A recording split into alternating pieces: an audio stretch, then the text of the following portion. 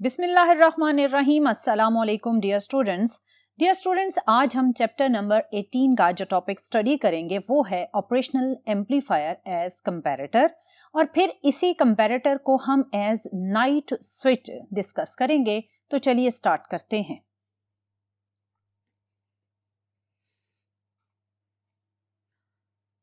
Dear student, हमने previous lectures में बड़ी डिटेल में ऑपरेशनल एम्पलीफायर से लिंक्ड डिफरेंट पैरामीटर्स को डिस्कस किया था। आप अब जानते हैं कि ऑपरेशनल एम्पलीफायर के टिपिकली ये 5 टर्मिनल्स होते हैं, जिनमें 2 इनपुट टर्मिनल्स हैं, 2 पावर सप्लाई के टर्मिनल्स हैं और 1 आउटपुट का टर्मिनल है। आज के टॉपिक का जो टाइटल है वो है operational amplifier as comparator. Dear student, अगर आप इस टाइटल पर ही गौर करें तो इसमें आने वाला वर्ड कंपैरेटर इंडिकेट करता है किसी कंपैरिजन को। सो ऑपरेशनल एम्पलीफायर यहाँ किन पैरामीटर्स का कंपैरिजन कर रहा है? वो पैरामीटर है वोल्टेज।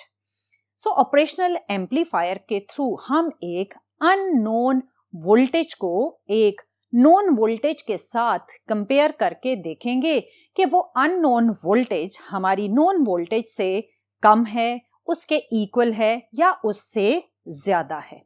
सो ये कंपैरिजन आपकी रूटीन लाइफ के कंपैरिजन से ही मिलता जुलता है। डियर स्टूडेंट, आपने अपनी लाइफ में ऑब्जर्व किया होगा कि आपके पेरेंट्स आपकी स्टडीज में परफॉर्मेंस को कंपेयर करते हैं मोस्टली आपके घर में मौजूद किसी बहन या भाई से या फैमिली में किसी कजन से, और मोस्टली आपको उस कंपैरिजन के ही थ्रू जज किया जाता है। सपोज करें कि आपका भाई स्टडीज में बहुत अच्छा है और आपके पेरेंट्स आपकी परफॉर्मेंस को उसके साथ कंपेयर करते हैं, क्योंकि आपकी परफॉर्मेंस में वेरिएशंस रहती हैं। अगर आपकी परफॉर्मेंस आपके भाई की परफॉर्मेंस से कम हो जाए तो ऑब्वियसली आपको पेरेंट्स के नेगेटिव बिहेवियर यानी डांट का सामना करना पड़ेगा। और अगर आपकी परफॉर्मेंस आपके भाई के ही इक्वल रहती है तो पेरेंट्स का रिस्पॉन्स भी कूल एंड काम ही होता है। लेकिन अगर आपकी परफॉर्मेंस आपके भाई की परफॉर्मेंस से बहुत ज्यादा अच्छी हो जाए तो ऑब्वियसली पेरेंट्स का रिस्पॉन्स भी बहुत ज्यादा पॉजिटिव हो जाएगा, बहुत ज्यादा इनकरेजिंग हो जाएगा। बिल्कुल इसी तरह हम एक अननोन वोल्टेज को एक नोन वोल्टेज के साथ जब कंपेयर करेंगे तो ऑपरेशनल एम्पलीफायर की जो आउटपुट है वो भी कुछ पेरेंट्स की ही तरह बिहेव करती है। सम टाइम बहुत ही पॉजिटिव रिस्पॉन्स देगी आउटपुट, और सम टाइम एक सडन नेगेटिव रिस्पॉन्स देगी, और सम टाइम नो रिस्पॉन्स, जैसे आप 0 रिस्पॉन्स कहेंगे, वो देगी। ये रिस्पॉन्स आपको ऑपरेशनल एम्पलीफायर की आउटपुट पर किस तरह मिलेगा उसके लिए हम close loop configuration of operational amplifier पहले ऑब्जर्व करते हैं। डियर स्टूडेंट, आपने ऑपरेशनल एम्पलीफायर के पॉजिटिव टर्मिनल के साथ एक रेफरेंस वोल्टेज कनेक्ट किया, जिसे आप एक नोन वोल्टेज कहेंगे, और नेगेटिव टर्मिनल के साथ आपने कनेक्ट किया एक वेरिएबल अननोन वोल्टेज को। इस वेरिएबल वोल्टेज की रेंज है फ्रॉम 0 to V वोल्ट्स, क्योंकि इसे आपने एक रियोस्टेट के थ्रू नेगेटिव टर्मिनल के साथ कनेक्ट किया है, जिसका मतलब नेगेटिव टर्मिनल पर आने वाले वोल्टेज को आप 0 से लेकर V वोल्ट तक वेरी कर सकते हैं, और ये टर्मिनल है आउटपुट का। यहाँ आपने एक बात याद रखनी है कि जब आप ऑपरेशनल एम्पलीफायर को एज कंपैरेटर यूज करते हैं तो इसकी आउटपुट की जस्ट 2 ही वेरिएशंस होती हैं, जिन्हें सैचुरेशन वैल्यूज ऑफ आउटपुट भी कहा जाता है। इसमें आउटपुट या तो आपको प्लस VCC के इक्वल वैल्यू देती है या फिर माइनस VCC के इक्वल वैल्यू देती है। प्रीवियस लेक्चर्स में मैंने कई दफ़ा आपको बताया कि टिपिकली जब आप ऑपरेशनल एम्पलीफायर यूज करते हैं तो उसमें कनेक्ट होने वाली पावर सप्लाई की वैल्यू होती है -12 से +12 वोल्ट के बीच में। सो आपके आउटपुट की वैल्यू या तो होगी -12 वोल्ट या फिर +12 वोल्ट, या फिर 0 ही रहेगी। आउटपुट में ये वेरिएशन किस तरह आएगी, ये सब डिपेंड करता है नेगेटिव टर्मिनल पर कनेक्टेड पोटेंशियल की वैल्यू क्या है। 3 वैल्यूज को हम डिस्कस करेंगे। लेट्स सपोज नेगेटिव टर्मिनल के पोटेंशियल को आपने कुछ ऐसी जगह पर कनेक्ट किया जहां इसकी वैल्यू रेफरेंस वोल्टेज की वैल्यू से कम है। मैं रिपीट करती हूं, आपने नेगेटिव टर्मिनल के साथ कनेक्टेड पोटेंशियल को ऐसी वैल्यू ऑन रियोस्टेट पर कनेक्ट किया कि V माइनस, जो कि V से आप इंडिकेट कर रहे हैं, वो वैल्यू इस वक्त रेफरेंस वोल्टेज से कम है। सो इस सिचुएशन में V minus is less than V plus या V is less than VR। सो इस सिचुएशन में जहां पॉजिटिव टर्मिनल का पोटेंशियल ज्यादा है और नेगेटिव टर्मिनल का पोटेंशियल कम है, तो आउटपुट पॉजिटिव सैचुरेशन की तरफ मूव करेगी और एकदम से आपको आउटपुट पर पॉजिटिव यानी प्लस 12 वोल्ट की वैल्यू मिलेगी। इस प्लस 12 वोल्ट की वैल्यू को देखकर आपको अंदाजा होगा कि इस वक्त पॉजिटिव इनपुट टर्मिनल एक्टिव है as compare to negative input terminal. So अब अगर हम नेगेटिव टर्मिनल की वैल्यू को कुछ इस तरह मूव करें कि उसकी वैल्यू रेफरेंस वोल्टेज यानी पॉजिटिव टर्मिनल पर कनेक्टेड वोल्टेज से ज्यादा हो जाए। अगर आपके पास V माइनस ग्रेटर देन है V प्लस, तो इसका मतलब है V is greater then VR। अब इन इक्वालिटीज में कौन सा पोटेंशियल ज्यादा है?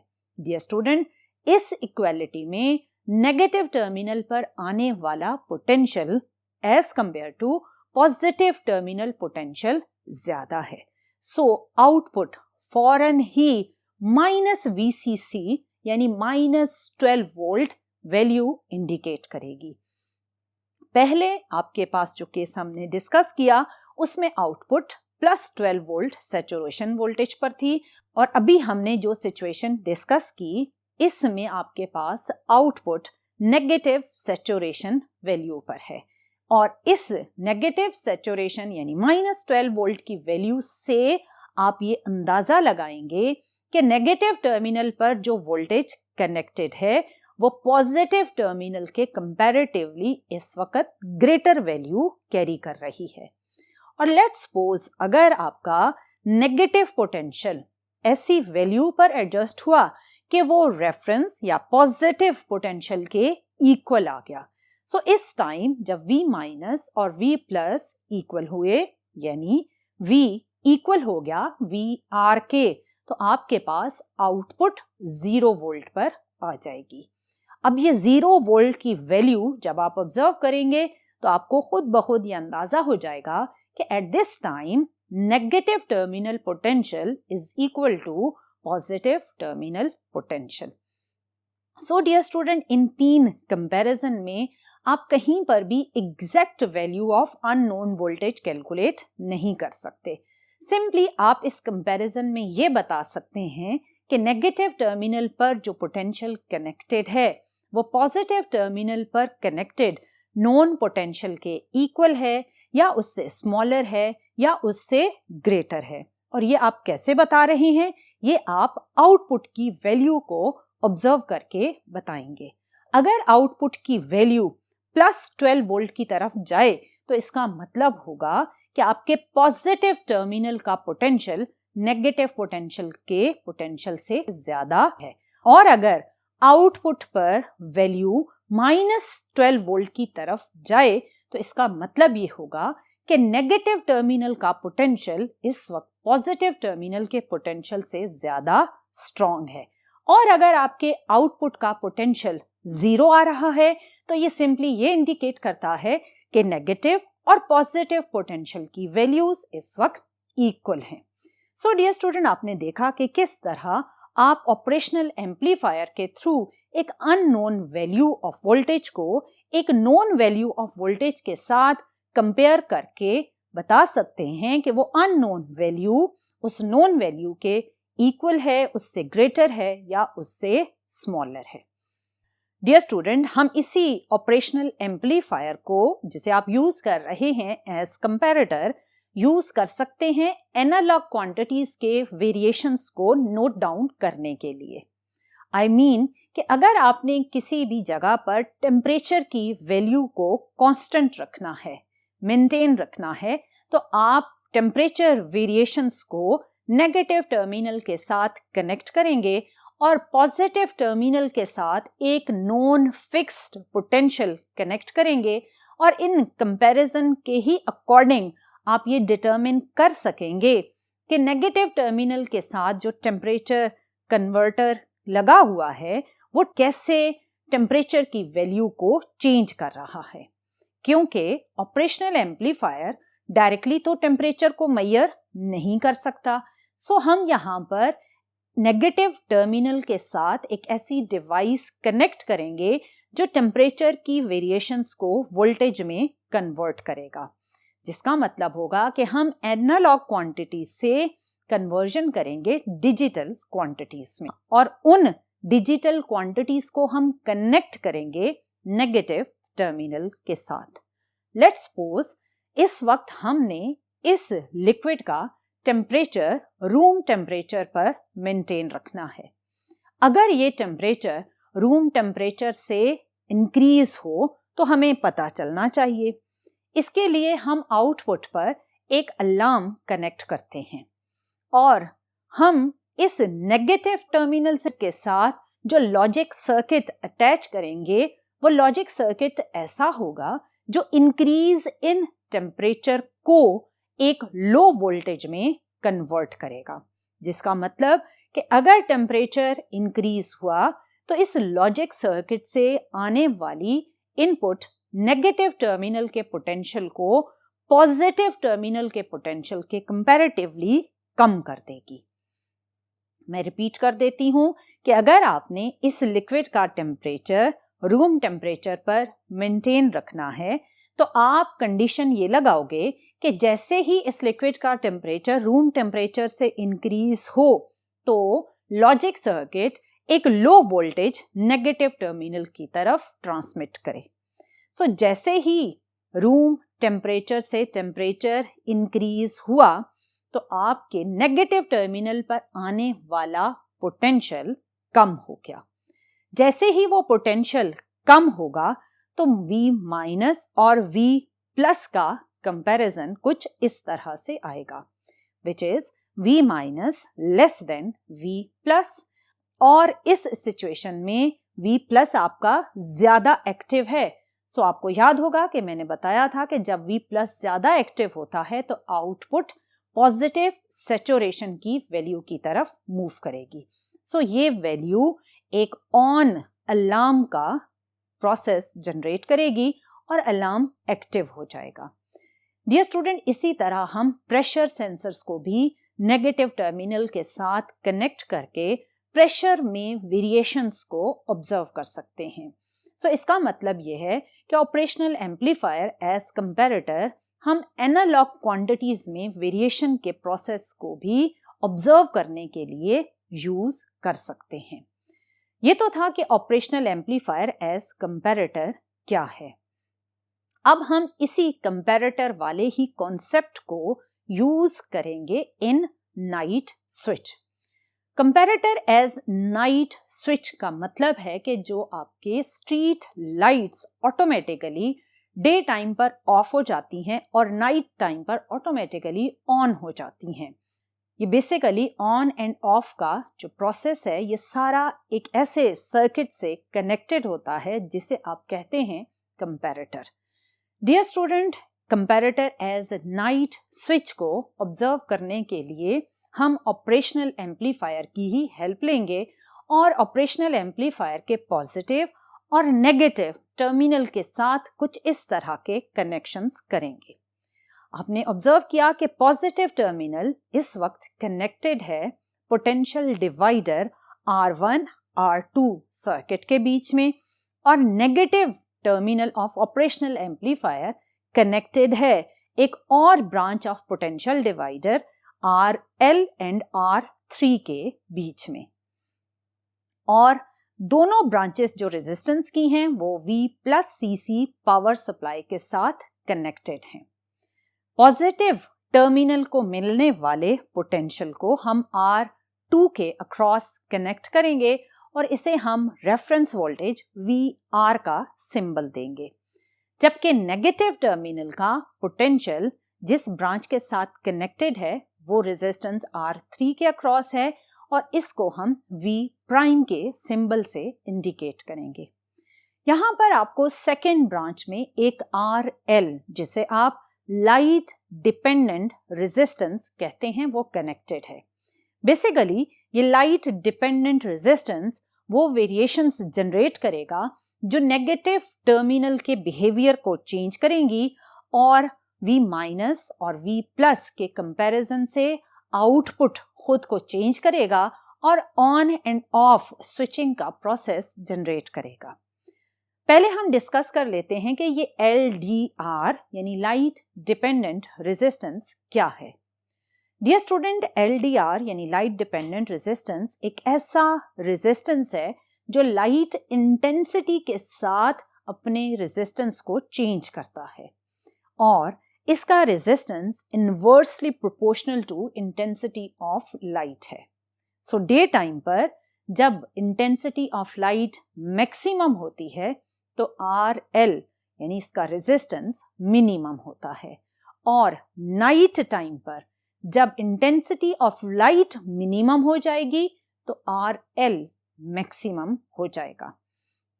ये रेजिस्टेंस की वेरिएशन हमारे नेगेटिव टर्मिनल को मिलने वाले पोटेंशियल को वेरी करेगी। और ये वेरिएशंस किस तरह होंगी? पॉजिटिव टर्मिनल के साथ जो पोटेंशियल कनेक्टेड है वो एक फिक्स्ड वैल्यू क्यों कैरी कर रहा है और नेगेटिव टर्मिनल पर आने वाली वेरिएशन किस तरह होगी, इसको ऑब्जर्व करने के लिए पहले हम डिराइव करते हैं formula for VR and V'। Dear student, पहले हम डेरिवेशन कर लेते हैं पॉजिटिव टर्मिनल के साथ कनेक्टेड रेफरेंस वोल्टेज की इक्वेशन की। इसके लिए हम पहले सिंपली इसी ब्रांच को ऑब्जर्व करेंगे। इस ब्रांच में R1 R2 सीरीज में कनेक्टेड हैं और इनके अक्रॉस जो पोटेंशियल सोर्स कनेक्टेड है वो है V+CC।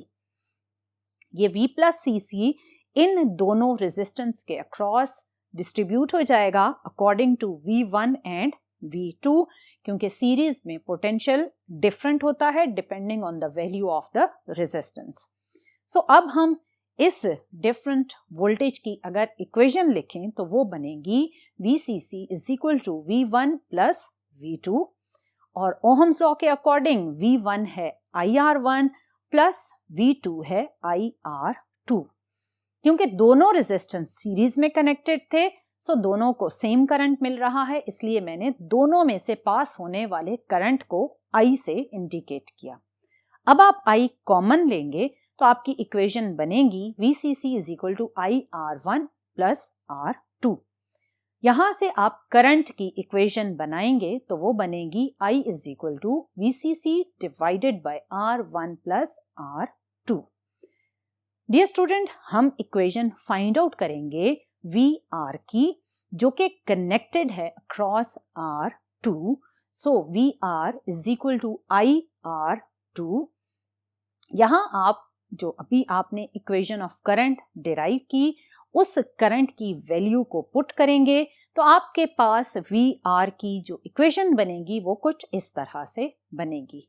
ये इक्वेशन है VR is equal to VCC divided by R1 plus R2, और R2 से आप मल्टीप्लाई कर देंगे। डियर स्टूडेंट, इस इक्वेशन में अगर आप राइट हैंड साइड को गौर से देखें तो इसमें R1, R2 और VCC ये सब फिक्स्ड वैल्यूज हैं इस सर्किट में। इनमें से कोई भी वैल्यू, कोई भी पैरामीटर ऐसा नहीं जो चेंज हो। सो इसका मतलब ये रेफरेंस वोल्टेज VR एक फिक्स्ड वैल्यू कैरी करेगा। अब हम देखते हैं कि नेगेटिव टर्मिनल पर आने वाला पोटेंशियल V प्राइम क्या फिक्स्ड है या उसकी इक्वेशन में कोई वेरिएबल एग्जिस्ट करता है। सेम इन्हीं स्टेप्स के अकॉर्डिंग हम अब इस ब्रांच को ऑब्जर्व करेंगे। इस ब्रांच में भी दो resistance RL and R3 series में कनेक्टेड हैं विद V प्लस CC। अब आप अगर पोटेंशियल डिवाइडर सर्किट के अकॉर्डिंग इक्वेशन लिखें तो बनेगी V plus CC is equal to VL plus V prime. इसमें VL पोटेंशियल है अक्रॉस RL, सो उसकी वैल्यू होगी IRL, और V प्राइम है अक्रॉस R3, सो उसकी वैल्यू होगी IR3। अगेन करंट कॉमन है क्योंकि सेम करंट फ्लो करेगा through series resistance, so current को जब आपने कॉमन लिया तो इक्वेशन कुछ इस तरह से ट्रांसफॉर्म हुई। V plus CC is equal to I, और ब्रैकेट के अंदर आप लिखेंगे RL प्लस R3। यहां से आप करंट की इक्वेशन डिराइव कर लेंगे जो कि है I is equal to VCC divided by RL plus R3। क्योंकि आपने नेगेटिव टर्मिनल पर आने वाले पोटेंशियल की इक्वेशन बनानी है, सो वो पोटेंशियल है V prime is equal to IR3। यहाँ आप करंट की कैलकुलेटेड इक्वेशन पुट करेंगे, सो वो डिराइव्ड इक्वेशन है V prime is equal to VCC divided by RL plus R3 into R3। इस इक्वेशन में अगर आप राइट हैंड साइड को ऑब्जर्व करें तो बाकी तो सारे पैरामीटर्स फिक्स्ड वैल्यूज के हैं, लेकिन RL which is the resistance of LDR वो एक वेरिएबल फैक्टर है और डिनोमिनेटर में एग्जिस्ट करता है। सो डे टाइम पर जब इंटेंसिटी ऑफ लाइट मैक्सिमम थी तो RL मिनिमम था। सो डे टाइम पर जब RL मिनिमम होगा तो V prime maximum value carry करेगा। सो डियर स्टूडेंट, यहाँ आपने पूरे ध्यान से मेरी बात सुननी है। ये इक्वेशन आपको ये बता रही है कि डे टाइम पर जब RL की वैल्यू मिनिमम है तो V प्राइम जो कि नेगेटिव टर्मिनल का इनपुट पोटेंशियल है वो एक मैक्सिमम वैल्यू कैरी कर रहा होगा। सो डे टाइम पर V minus which is V prime that is greater than V plus. So अगर हम इसको इक्वालिटीज की फॉर्म में लिखें तो ये कुछ इस तरह से बनेगा, V minus greater than V plus which means V prime greater than VR। अगर नेगेटिव टर्मिनल का पोटेंशियल एक ग्रेटर वैल्यू कैरी कर रहा है तो मैंने अभी आपको बताया था कि आउटपुट मैक्सिमम नेगेटिव वैल्यू की तरफ मूव करेगी और V आउट -12 के इक्वल हो जाएगा। क्योंकि आउटपुट पोटेंशियल एक बहुत ही लो वैल्यूज में मूव कर रही है, सो ये ऑफ स्विच का बिहेवियर होगा। क्योंकि इतना कम पोटेंशियल किसी भी बल्ब को एक्टिवेट करने के लिए काफी नहीं। सो डे टाइम पर नेगेटिव टर्मिनल का पोटेंशियल बहुत हाई वैल्यू कैरी कर रहा होता है, सो सर्किट में ऑफ स्विच का बिहेवियर मिलता है। जबकि रात के वक्त सारा प्रोसेस रिवर्स हो जाता है क्योंकि नाइट टाइम पर RL एक मैक्सिमम वैल्यू कैरी करता है। सो RL जब मैक्सिमम होगा तो V माइनस या V प्राइम मिनिमम हो जाएगा। सो इस सिचुएशन में जो इक्वालिटीज आएंगी वो कुछ इस तरह से होंगी। At night time V minus is less than V plus which means V prime is less than VR, so V out is equal to V plus CC which means plus 12 volt, और ये plus 12 volt street lights को on का role देगी क्योंकि ये एक maximum positive potential है।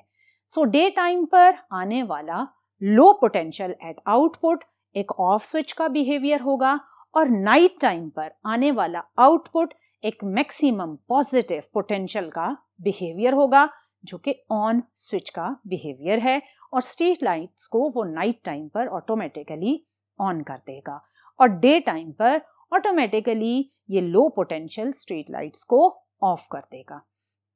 सो dear student, आपने देखा कि किस तरह आप ऑपरेशनल एम्पलीफायर को आप अपनी रूटीन लाइफ में आने वाले डिफरेंट पोटेंशियल के चेंजेस के अकॉर्डिंग डिफरेंट बेनिफिट्स के लिए यूज कर सकते हैं.